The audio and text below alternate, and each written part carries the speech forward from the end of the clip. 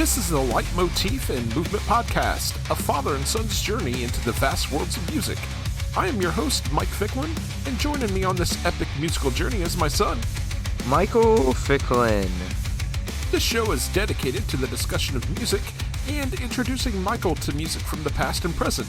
We discuss music mainly from the genres of rock, hard rock, and heavy metal. We also, from time to time, dive into film and video game scores, and we sprinkle in some surprises along the way. Michael, what have you been listening to this week? I have not listened to anything. Nothing other than what was assigned for this episode? Yeah. Any particular reason why? Other Other than the fact that you've been sick last week? That was the main reason. Just haven't been much in the mood to listen to music? No. Fair enough. It happens. I've listened to a few things that I thought I would talk about here. First thing I listened to was a band called Beyond the Bridge with their album The Old Man and the Spirit. This was the only record ever released from this German prog metal band, originally formed in 1999. The record was released in 2012, and following the passing of producer and primary contributor Simon Oberender, the band ended. But they left us with this amazing ride of a concept record. The record tells the tale of an old man as he reaches the final stages of his life. Reflecting on his life, he still is searching for the meaning of his own existence. And as he cries out, the spirit hears him and descends. She offers him a trade. She will offer the old man all of the knowledge she had gained in all the years of her immortal existence in exchange for all the emotions he's gone through in his existence, since she cannot experience emotion. The album reminds me very much of something Arion might do, featuring two singers, Herbie Langens and Delenya Marr, each playing the roles of the old man and the spirit. It's a roller coaster of a ride, and well worth taking the time to listen to multiple times. Musically, the album feels huge and sweeping. If you like big rock metal operas, you're gonna love this. This is my pick of the episode. Something else I listened to was an album called The Frail Tide by a band called Bellacore. This was the first time I've ever actually sat down and listened to an entire record from this Australian melodic death metal band, and I wasn't disappointed. Doom-laden and heavy as hell, with a very Opeth-esque progressive sound mixed in for good measure. Flawlessly incorporating acoustic passages, piano, and even a touch of flute. No clean vocals can be found here. I came away from listening to this ready to hear more from these guys. I will definitely be digging into more of their discography. Also listened to the 3 new songs from Cloudkicker under a collection titled Things You Can't Change. I had almost lost hope that Ben Sharp would ever return to his Cloudkicker project. I was so surprised and happy to see that he's started to release new music as Cloudkicker again. If you've never heard Cloudkicker before, you're in for a treat. I would describe the sound as post-metal. Ben has released 3 new singles over the last few weeks, and they all fall under this collection. The first song he released was actually called Things You Can't Change, but he's released the subsequent singles under that as well. The description of this on his Bandcamp page kind of denotes that he's not sure how many songs will be released for this, but I'm going to enjoy the ride while it lasts. These new songs hit all the right spots. If you love instrumental post-metal with big soundscapes and heavy guitars, you're going to love this. The last thing I wanted to talk about, I listened to Atreyu's The Curse 2025. This is a complete re-recording of their 2004 record, The Curse, featuring their current lineup. It was done to celebrate the band's 20th anniversary. For those like me that enjoyed the original version of the album, you will find a much cleaner and sharper sounding record. The band does a good job of showing its growth over the last 20 years. Mark Porter McKnight does an admirable job on the screaming vocals, in my opinion. It's certainly not original vocalist Alex Varkatzis, but I think Mark brings his own flavor to the songs. I think this re-recording does a fantastic job of honoring the original. And hey, you can always go back and revisit the original if you like. The band is not trying to revise its history. They set out to honor it, and I believe that they succeeded. Michael, do you have anything else before we move on? You know. No? All right. So we will move on to the Art of Discovery. This is a segment where we go in and take a listen to bands that maybe are unsigned or just not getting the amount of love that we think they should get. Got a great collection of bands for you for this segment. We're going to kick things off with a death and doom band from Indiana. This is Mother of Graves with their song Shatter the Visage.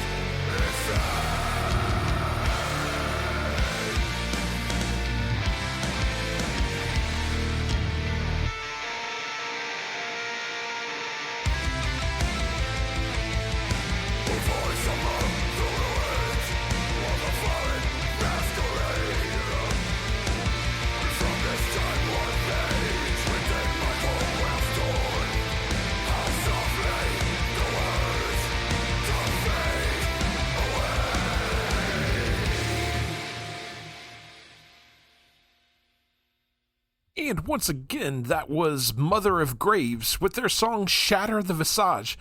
This comes from their record titled The Periapt of Absence. You can purchase their music from their Bandcamp page, motherofgraves.bandcamp.com. Michael, that instrumental breakdown mid-song is sick, man. It is so good. It was amazing. Well done. Yes, absolutely well done. And these guys are from Indiana, man. We may have to go try and check these guys out. I think this gets my recommendation of the show. Hell yeah, man. Yeah, that instrumental breakdown was awesome. Just sick. Yeah. Good stuff. Wow. All right. Our next song is from a trip rock band that described themselves as the soundtrack for the eternal fall in your soul. This is Eve After Fall with their song All I Need.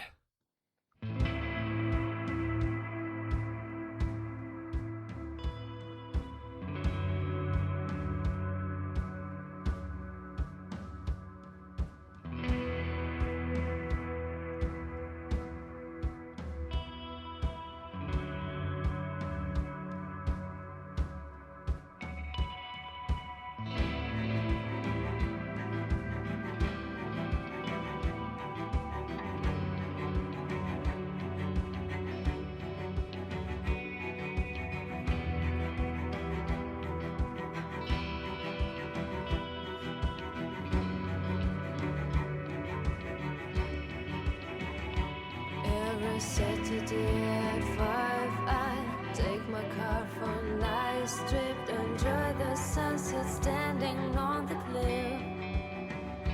Gentle wind pierces my clothes. I feel strength in every cell.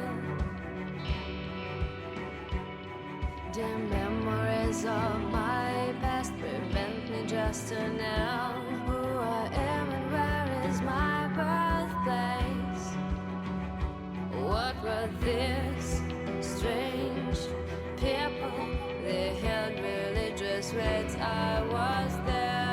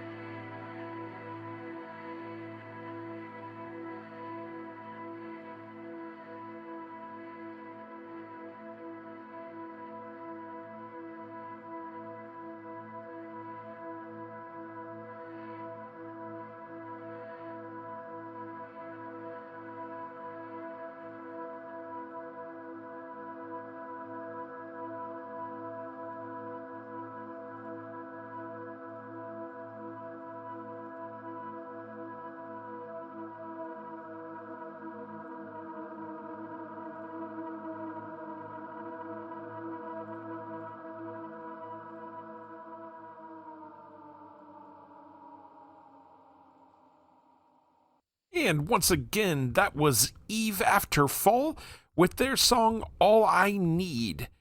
And that comes from their record titled Endless Trip.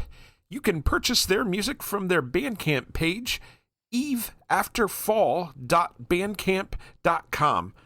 Michael, I really enjoy the atmosphere and the ambiance off that song. It is super cool. It kind of reminds me of a cross of like the Sundays and the Cure.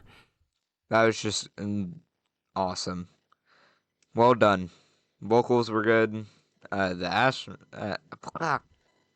to say atmosphere? Yeah. Yeah. Was amazing. Yeah. Ethereal, haunting, melancholic, great stuff. Yep. All right, our final band for the segment is a heavy metal band out of California. This is Haunt with their song Not the Same.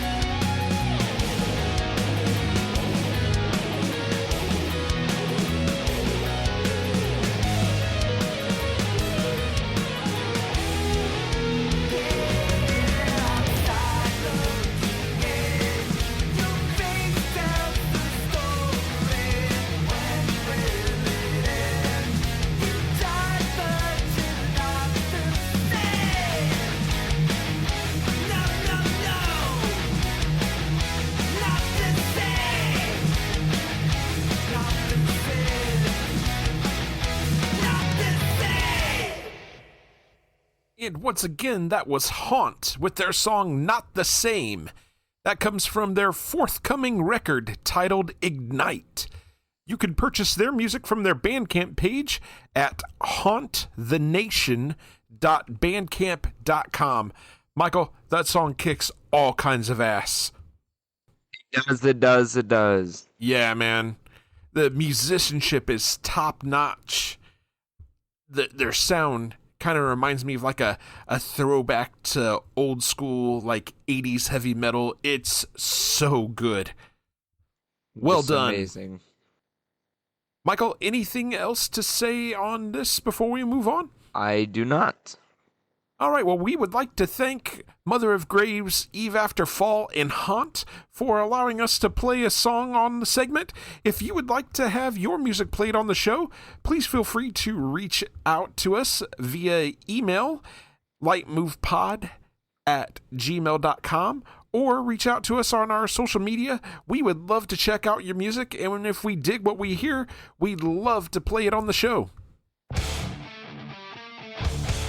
All right, moving on to our main topic of the episode, we're breaking down Ozzy Osbourne's 1980 release, Blizzard of Oz. Blizzard of Oz was the debut studio album, solo album, I should say, from English heavy metal singer Ozzy Osbourne.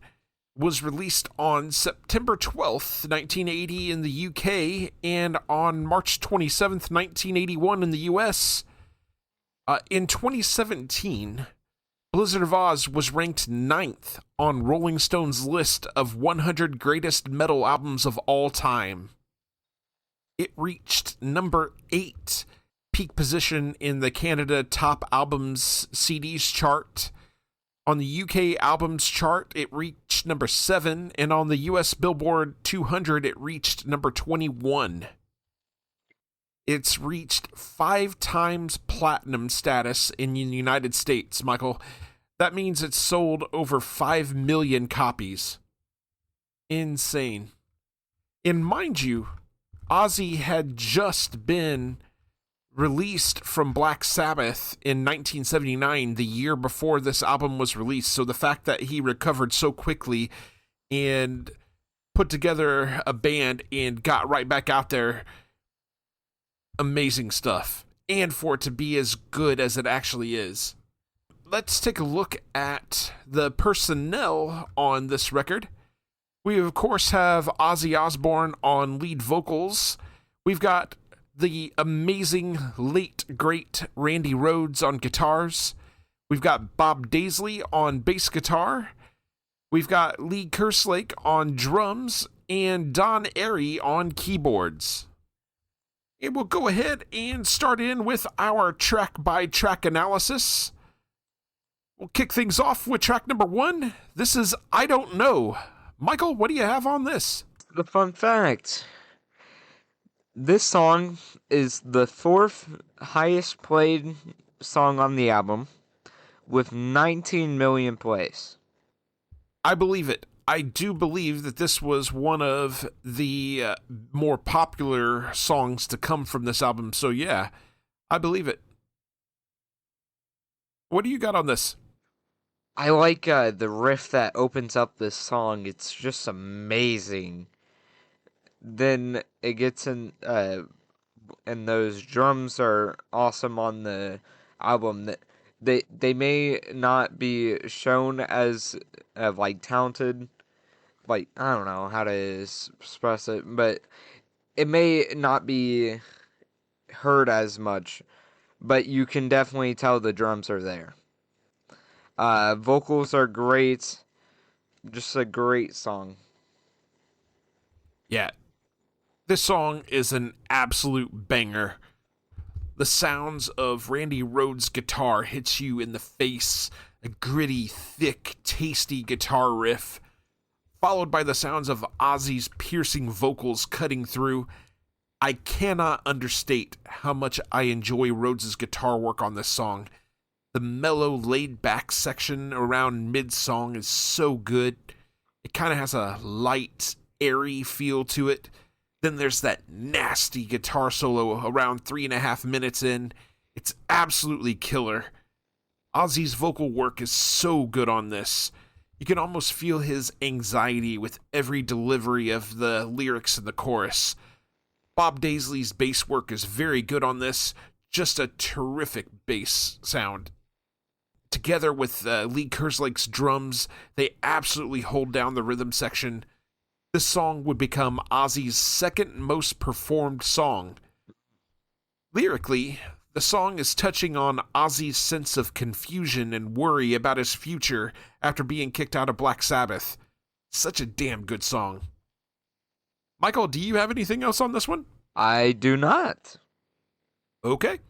We'll move right along to track number 2. This is one that almost needs no introduction. This is Crazy Train. Michael, what do you have on this? So, this song is Ozzy's biggest song on Spotify. Guess how many plays it has? Has it reached the billion mark? Has not. How about the 900 million mark? Closer. 850 million. Close. It was 831 million. Yep. I totally believe it. You can't escape this song. The opening to the song is amazing. The riff is just even more amazing. The vocals, great. Drums are amazing. Just all around amazing song. Had you ever heard this song before Yes. you listened to the record? Yeah. Yeah. I just didn't know the name of the song or who sung it. Who it was by? Yeah. Yeah. You can't escape it. I promise that even if you don't like or listen to rock or metal music, you know this song. You've picked it up through cultural osmosis. You hear this in sports venues, music Big venues. words. You hear it sampled in hip-hop music. It's so instantly recognizable right from the get-go, with Ozzy's now iconic shouting of "all aboard." This followed by the syncopated bass and drum riffs from Daisley and Kerslake. The guitar riff is equally recognizable. Rhodes' guitar riff to open the song goes so hard, and it's just as iconic. The main guitar riff on this song is so catchy. Something easy to bob your head to. Ozzy's vocal work here is so good. How can you not find yourself singing along? Rhodes' guitar solo around the halfway point will melt your face. It's so damn satisfying. Lyrically, this song seems to be about the Cold War and the fear of nuclear annihilation that existed during the time period. It also touches on politicians manipulating the populace. Really damn good song. Michael, what else do you have on Crazy Train? Just an amazing song. It makes sense why it's instant recognizable. Yeah, definitely makes sense why it's his most popular song for sure. Mm-hmm. All right, so we'll move on to track number 3. This is Goodbye to Romance. Michael, what do you have on this one? So this song is their third most popular song on this album. No kidding? This one? Yes. Wow. That catches me by surprise. Okay. Guess how many plays it has? Oh, I don't know. 300, 400 million? Nope. Higher? Lower. Way lower. 90 million. Lower. Okay. What is it? 20 million. One more million more than I don't know. So hold on. This is the third most listened to song on the record, but it only Yes. has 20 million listens? Yes. That doesn't bode well for the rest of the record. All right, There, well, let's hear what do you got on this? the song has pretty good drum work, good riff. The vocals are good, and the feeling in this song is kind of depressing. It is. It's kind of a sad, melancholic song, isn't it? Yeah. Did you like Ozzy's vocals on this? Yeah, I had said his vocals were pretty good. Yeah. This is a ballad, and it's a good spot for it after two hard-rocking songs. Daisley's bass work on the song is fantastic. In fact, I think it really carries the song. Rhodes' guitar work here is more subdued on this for the most part. He does get a bit of a solo around the halfway point. Ozzy's vocals are laden with sorrow and melancholy. You can hear the hurt, but you can also feel his sense of optimism and hope for his future. Lyrically, it's about Ozzy saying goodbye to Black Sabbath and about looking forward to what the future holds. It's a solid ballad. Michael, anything else on Goodbye to Romance? I do not. Okay, so we will move right along to track number 4. This is D. Michael, what do you have on this? The riff on the song's pretty good. It's just instrumental. I don't really have anything on it. Out of curiosity, where's it rank on Spotify? Oh, I need to do. Go ahead. I need to count. Yeah. So, like Michael said, this is an instrumental. It's an acoustic guitar piece by Randy Rhoads. It's a really pretty piece of music, but it is very short. It does show off Rhoads' gift for melody. Not much else to really say about this one. Did you find what you were looking for? It is sixth. It is 6th? Yes. On the Interesting. record. Okay. With 5,678,000. Okay. All right, so we'll move on to track number 5. This is Suicide Solution. Michael, what do you have on this? So, let's start out with a fun fact. This is the 5th most played song on the album. Take a guess what the plays are. Yeah, I gotta imagine it's probably like 4 or 5 million. No. Higher. I don't know, 10 million? Higher. 15 million. Add 2 million to that. Okay. 17,135,000. Okay. The riff to this song to open it is just amazing. The vocals are good, and the drums are even more great. It's just a great song. Yeah, this song has a bit of a bluesy feel to it. There's the addition of some keyboards from Don Airey on this song. I think the keys give it an additional sort of trippy vibe. Ozzy's vocal work is again fantastic on this. Daisley and Kerslake again do a great job holding down the rhythm section. I really enjoy the main guitar riff on this song. Rhoads doesn't get to be overly flashy on this, but he doesn't need to be for this song to work. Lyrically, Osbourne had stated in 1991 that this was written about the alcohol-related death of AC/DC's Bon Scott in 1980. However, in 2002, Bob Daisley stated he wrote it about Ozzy. So, a mystery to be solved. It will never be solved. It's probably not going to be solved now, that's for sure. Yeah. Michael, anything else to say on Suicide Solution? No. Okay. So now we'll move on to track number 6. This is Mr. Crowley. Michael, what do you have on this? So, this is the second biggest song on the album. Take a guess what it's at. I have no idea. Just say guess. I don't remember what the number 1 was, so... The number 1 was at 831 million.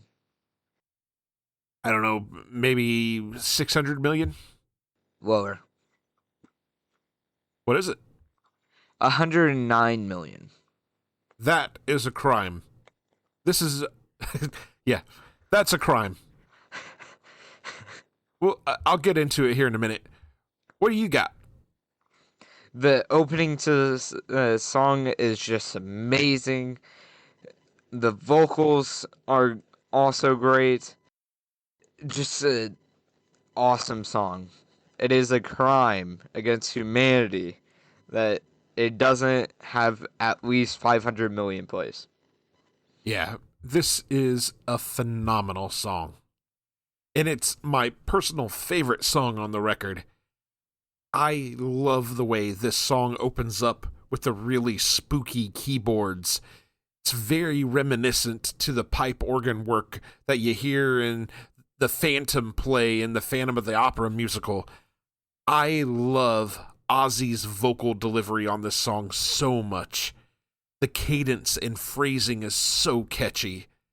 I love the way he delivers the first few words, and then the band contributes music that plays right along with the phrasing. Rhodes is killer on this song.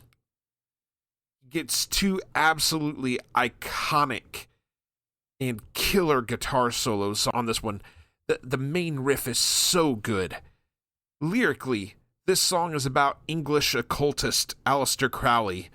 Specifically, Ozzy was inspired after reading Crowley's book, The Diary of a Drug Fiend. Readers of Guitar World magazine ranked the first guitar solo on the song the 28th best guitar solo of all time back in 2011. Wow. Yeah. Wow. The song was ranked 23rd on a list of greatest heavy metal songs of all time in a poll conducted by Gibson Guitars. Absolutely iconic song. Those two guitar solos from Rhodes, absolutely face-melting, man. Your first time hearing this was not Ozzy, though. Your first time hearing this was the cover that Jack Black and the kids did in tribute to Ozzy. I'm pretty sure I've heard it before that. Really? Where have you heard it before? Just sound familiar. Okay. Interesting. It's kind of the same thing with Crazy Train. Yeah, but Crazy Train is definitely one of those songs that you can't escape. Better. I don't remember hearing Mr. Crowley like on the radio a lot or anything like that, or, playing at a sports venue. Interesting. Do you have anything else on Mr. Crowley? I do not. Okay. So we'll move on to track number 7. This is No Bone Movies. Michael, what do you got on this? Interesting song name. I just gotta put that out.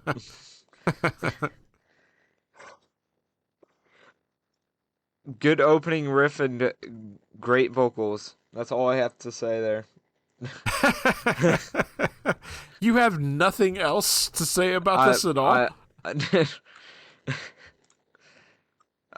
I guess I can say it as it is ninth on the most played song on the album. 4,952,000. Fair enough.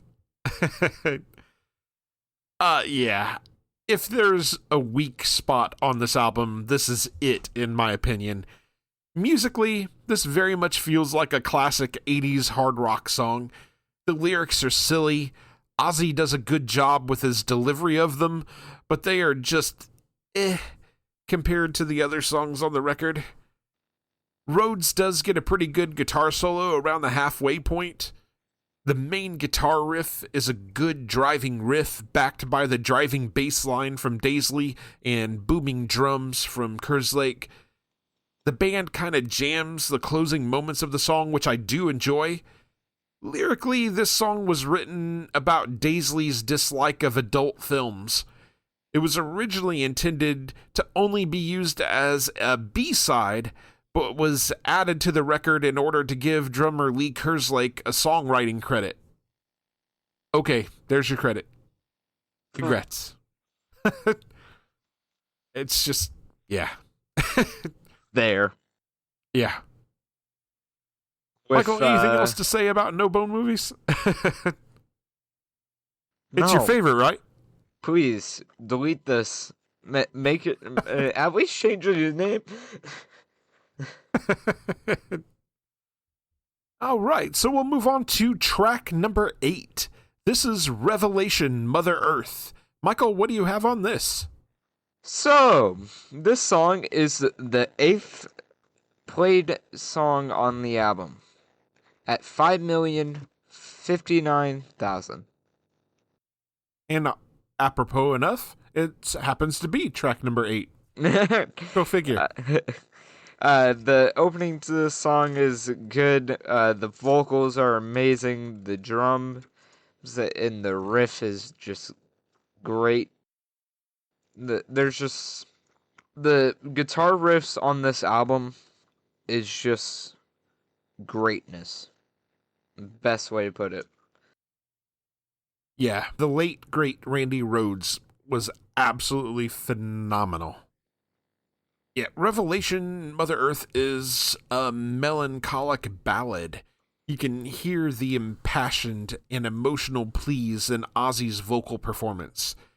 The addition of the bells in the song give it a sort of apocalyptic feel. I really enjoy the keyboard solo towards the back half of the song. It's a really pretty section. Rhoads does get to rock out a bit towards the end of the song. It's a pretty good way to close this one out. Lyrically, this song discusses climate change and the environmental damage caused by humanity. Out of curiosity, Michael, did you pick that up when listening to the song? Nope. Nope. Do you have anything else on Revelation? I do not. All right. So we'll move on to track number 9. This is Steal Away the Night. Michael, what do you have on this? This is the 7th most played song on the album. I could see it. At 5,624,000. Okay. The opening to the song is amazing. The vocals and drums and that riff are just crazy awesome. Just amazing song. Yeah, the end of the previous song leads perfectly into the beginning of this one. This is actually the final song on the original release of the record. Oh. We're back with the hard rock riffs. Love the main guitar riff from Randy Rhoads. Again, Kerslake and Daisley do a tremendous job in the rhythm section. Ozzy's vocals are fantastic on this. Rhoads' guitar solo just rips. This song just flat out kicks ass. Outstanding way to close out the record. Lyrically, this song is about an intense and spontaneous love story. Michael, I know that's exactly why you love this song so much. Nothing to say? I said no. Do you have anything else on Steal Away the Night? Dude. Okay. So we'll move into the final track. This is track number 10. You looking at me, looking at you, looking back at me, staring through the mirror, through your eyes, all that stuff. Michael, what do you got on this one? Wait, what?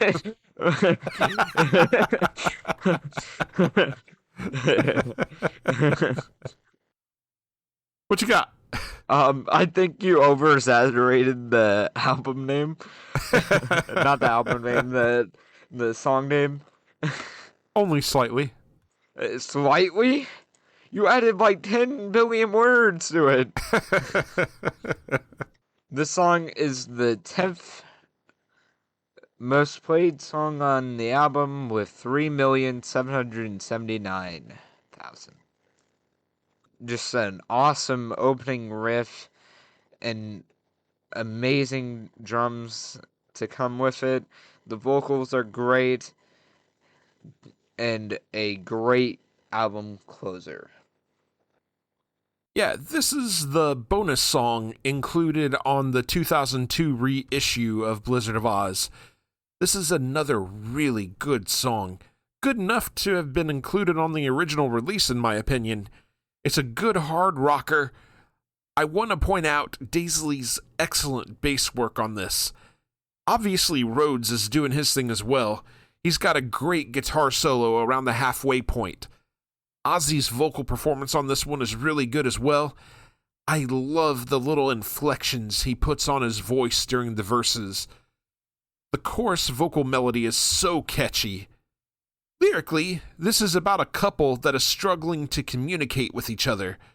Their relationship has become strained and distant. Michael, do you have anything else on You Looking at Me, Looking at You? I do not. All right.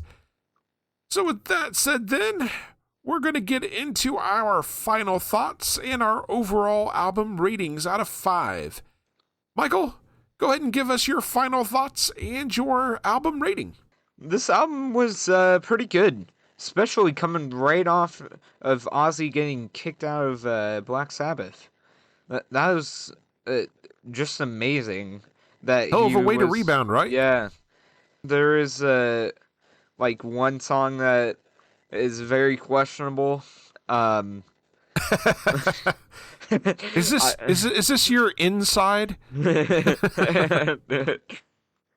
Hey, you're stealing my jokes. I'm still gonna have to give it a 5 out of 5. Amazing. 5 out of 5 from Michael. And rest in peace, Ozzy Osbourne. 100%, man. Rest in power. For me, despite its flaws, it's still a perfectly executed debut solo effort for Ozzy, having just been ousted from Black Sabbath the year before and unsure of himself. He wears his emotions on his sleeve. The band around him is absolutely superb. Bob Daisley, Lee Kerslake, Don Airey, and the incomparable Randy Rhoads absolutely bring it. For me, Daisley and Rhoads really stand out. Daisley's bass work is so good, holding down the low end effortlessly, keeping the rhythm going and enabling Randy Rhoads to show us his skills on the guitar.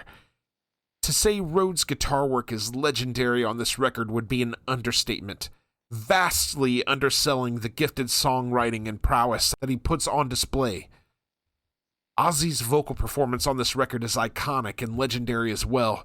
His choices on songs like Crazy Train, Mr. Crowley, and You Looking at Me, Looking at You show how gifted of a singer he is. Ozzy proved beyond a shadow of a doubt that he was here to stay, a metal legend reborn. This record gets 5 out of 5 from me as well. And that takes us to our question for the audience. What is your favorite track on Blizzard of Oz and why? Bonus question. What are some of your favorite Ozzy songs and or memories? And an extra bonus question. What song do you think is my favorite song on this album?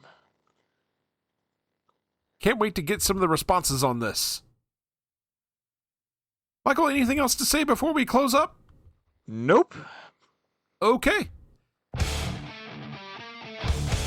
So now we'll move on to our segment called Can't Wait. This is new music coming soon. Michael, dare I ask? No.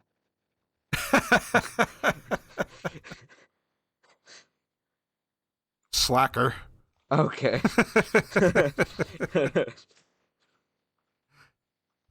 For me, on August 15th, the new record from Chevelle, Bright as Blasphemy, drops. On August 22nd, Deftones drops their new record, Private Music, and Pliny drops a live record titled Live in North America, so I'm looking forward to both of those as well. And recently announced, on October 17th, An Abstract Illusion will drop their new record, The Sleeping City. And on October 31st, Trivium drops their new EP, Struck Dead. Michael, anything else before we move on? All right. We'll move into our listener feedback segment. We did get one piece of listener feedback. This is regarding episode 27's question for the audience, which was, what is your favorite song off of Black Sabbath's Paranoid? Mindfield on Facebook says, the whole album is amazing. My current favorite is War Pigs. Excellent selection. All right, and now we'll move into our final segment. This is Michael's journey, discovering a song from the past. And this time we're going to get Michael's thoughts on Simple Minds' Don't You Forget About Me. This was released as a single in 1985. It was written and composed by the record producer Keith Forsey and guitarist Steve Schiff for the film The Breakfast Club. Simple Minds actually initially declined to record this. They wanted to do their own material, but ended up accepting it after several other acts also declined. Don't You Forget About Me became a breakout hit for Simple Minds, an iconic song and a 1980s anthem. The single reached number 1 in the United States and Canada, becoming Simple Minds' biggest hit in the United States. It also reached number 7 on the UK singles chart and reached the top 10 in charts around the world. And with that said, Michael, what do you have on this? I like the beat on this song. Vocals are amazing. Just makes sense why it's a classic, and it deserves everything it gets awarded. Deserves all the acclaim. It's a really good song. I love this song for a couple of reasons. One of them is because I love the 1985 film The Breakfast Club, where the song comes from. The other reason I love it is because it's so hooky. The vocal performance from Jim Kerr is so memorable, and it just pulls you in. It begs you to sing along. Then there's the iconic keyboard riffs courtesy of Charlie Burchill and Mick McNeil. The lyrics are clearly inspired by the film, but I think there's something everyone can relate to. That sense of wanting to belong, of wanting acceptance. There's more to our individual stories if only asked. Get to know me, and you might find we're not so different. We have things in common. This song lives rent-free in my head. An undeniable 80s iconic pop classic. I love this song. Michael, let's get your rating out of 5. I am going to give this a 5 out of 5. 5 out of 5 from Michael. All right. So, Michael, up next on your journey, we're going to check out Billy Ocean's Get Out of My Dreams, Get Into My Car. What?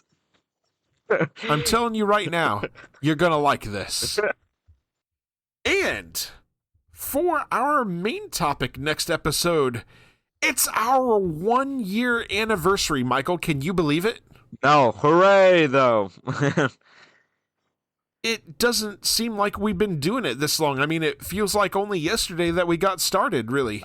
It feels like just yesterday you were looking for, things for the profile picture for the band, the right? podcast. Do you remember helping me pick out the image and stuff that we ultimately went with for our logo? Yep. Yeah, so for our 1-year anniversary show, I thought it would be fun for Michael to go back and revisit his top 5 records of all time, especially given how much music he's listened to over the last year and been introduced to. I'm very curious if this has changed from when we started to now. Plus, I have been introduced to 28 albums. 28 albums plus the stuff that you've just picked up by yourself along the way. Plus the concerts we've gone to see, plus the art discovery, plus everything, man. You've had your mind way opened up. On top of that, we're also going to have Michael revisit a few of the records that he wasn't so crazy about on first listen. So we're going to see if his thoughts have changed a bit on some of these on a re-listen. We hope you'll come and take a listen and have a good time with us for our 1-year anniversary show. It should be a lot of fun. And with that said, we want to hear from you. We will read your emails and messages on the show. We have only one request: keep them clean.